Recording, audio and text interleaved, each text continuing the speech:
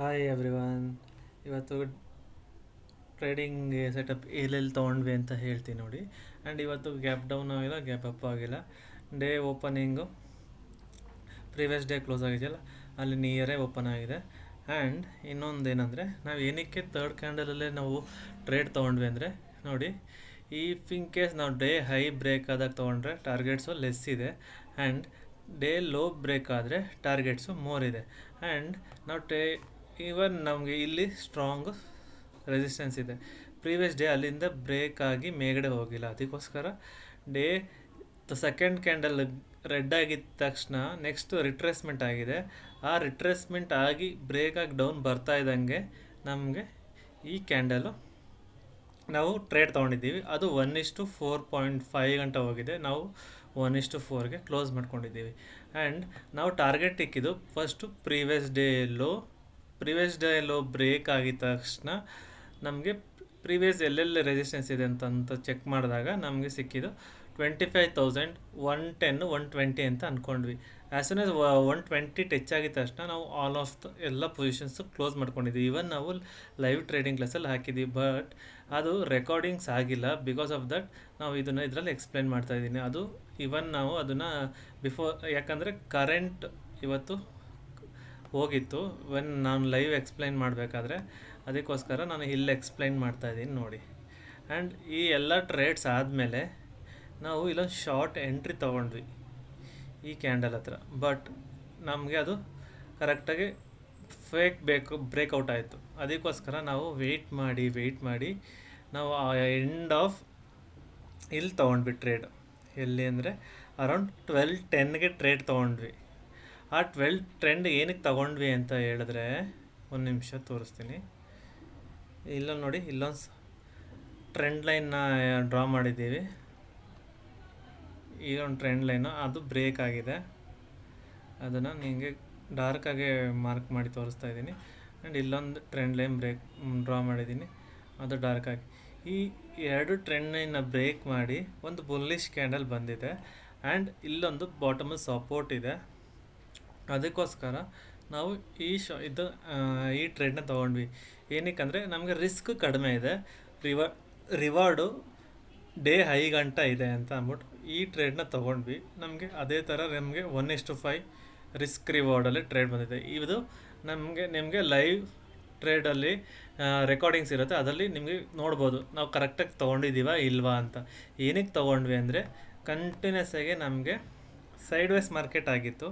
Around 1.5 hour 2 hours ಗಂಟ ನಮಗೆ side ways market ಆಗಿತ್ತು. ಆ ಸೈಡ್ ವೇಸ್ ಆಗಿರೋ ಮಾರ್ಕೆಟು ಬ್ರೇಕ್ಔಟ್ ಕೊಟ್ಟಾಗ ನಮಗೆ ವಿತಿನ್ 25 ಮಿನಿಟ್ಸ್ ನಮಗೆ 1:5 ಟಾರ್ಗೆಟ್ ಸಿಕ್ಕಿದೆ. ಈವನ್ ಮಾರ್ನಿಂಗ್ ಕೂಡ ಆಫ್ಟರ್ ಎಂಟ್ರಿ ವಿತಿನ್ 20 ಮಿನಿಟ್ಸ್ ನಮಗೆ ಟಾರ್ಗೆಟ್ ಹಿಟ್ ಆಗಿದೆ. ಯಾವಾಗಲೂ ಟ್ರೇಡ್ ತೊಗೋತಾ ಇರ್ಬೇಕಾದ್ರೆ ನಮಗೆ ವಿತಿನ್ ಫಾಸ್ಟಾಗಿ ರಿಸಲ್ಟ್ ಬರಬೇಕಂದ್ರೆ ಎಕ್ಸಾಕ್ಟ್ ಪಾಯಿಂಟಲ್ಲಿ ತೊಗೋಬೇಕು. ಯಾವಾಗ ನಾವು ಎಕ್ಸಾಕ್ಟ್ ಪಾಯಿಂಟೇ ತೊಗೊಳ್ಳೋದಿಲ್ಲ, ಆವಾಗ ನಾವು ವೆಯ್ಟಿಂಗ್ ಮಾಡಬೇಕಾಗತ್ತೆ. ವೆಯ್ಟಿಂಗ್ ಮಾಡೋಕ್ಕಿದ್ದಾಗ ನಮಗೆ ಆಪ್ಷನ್ಸು ಡಿಕೆ ಆಗ್ತಾ ಇರುತ್ತೆ. ಆವಾಗ ನಮಗೆ ಎಕ್ಸ್ಪೆಕ್ಟೆಡ್ ನಮಗೆ ಪಾಯಿಂಟ್ಸು ಸಿಗೋಲ್ಲ. ನಾವು ಏನು ಎಕ್ಸ್ಪೆಕ್ಟ್ ಮಾಡ್ತಿದ್ವಿ ಅದು ನಮಗೆ ಸಿಗೋಲ್ಲ. ಆ್ಯಂಡ್ ಈ ಎರಡು ಟ್ರೇಡ್ಸ್ ಆದಮೇಲೆ ಮಾರ್ಕೆಟ್ ಸ್ವಲ್ಪ ಸ್ಲೋ ಡೌನ್ ಆಯಿತು. ಈವನ್ ಮಾರ್ಕೆಟ್ ಮೇಲ್ಗಡೆ ಹೋಗಿದೆ, ಬಟ್ ನಮಗೆ ರಿಸ್ಕ್ ರಿವಾರ್ಡ್ ಓಕೆ ಆಗಲಿಲ್ಲ. ಇವನ್ ಇಲ್ಲಿ ಬೈ ಮಾಡಿದ್ರು ಇಲ್ಲಿ ಮೇಲ್ಗಡೆ ರೆಸಿಸ್ಟೆನ್ಸ್ ಇದೆ. ಈ ರೆಸಿಸ್ಟೆನ್ಸ್ ಪಾಯಿಂಟು ನಮಗೆ ಡಾರ್ಕಾಗಿ ಮಾಡ್ತೀನಿ, ರೆಡ್ ಕಲರ್ ಇದೆ ನೋಡಿ.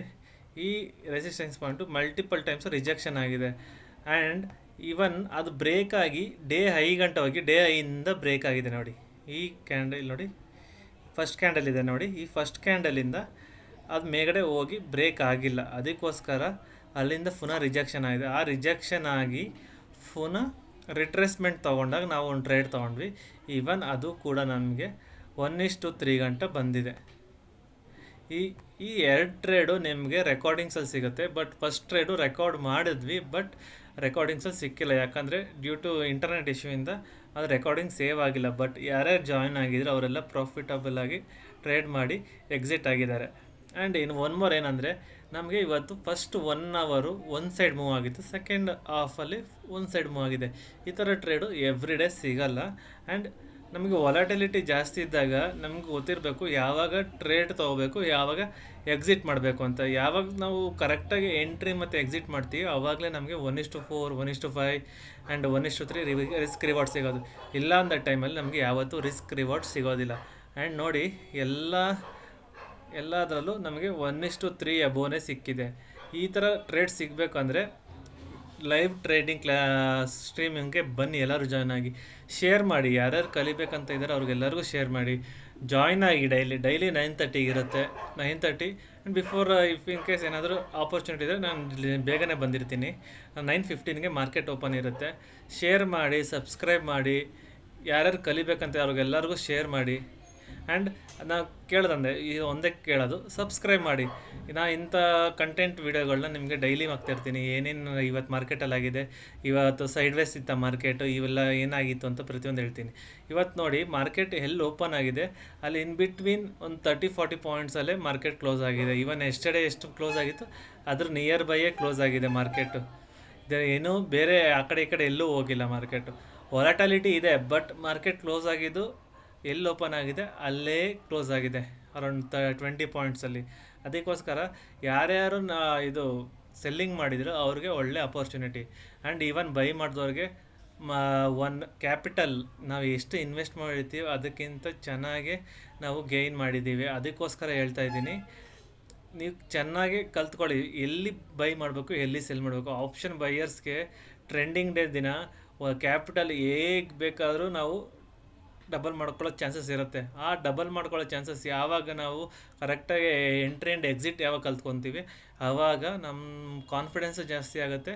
ಈವನ್ ನಮಗೆ ಟ್ರೇಡ್ ತಗೊಳ್ಳೋಕ್ಕೂ ಕಾನ್ಫಿಡೆನ್ಸ್ ಕೊಡುತ್ತೆ. ಅದಕ್ಕೋಸ್ಕರ ಹೇಳ್ತಾ ಇರೋದು, ಎಲ್ಲರಿಗೂ ಶೇರ್ ಮಾಡಿ.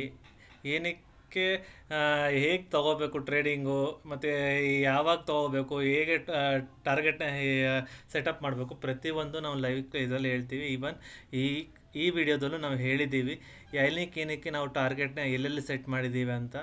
Thank you for watching. ಜೈ ಶ್ರೀರಾಮ್. ಎಲ್ಲರಿಗೂ ಶೇರ್ ಮಾಡಿ, ಸಬ್ಸ್ಕ್ರೈಬ್ ಮಾಡಿ. Thank you so much.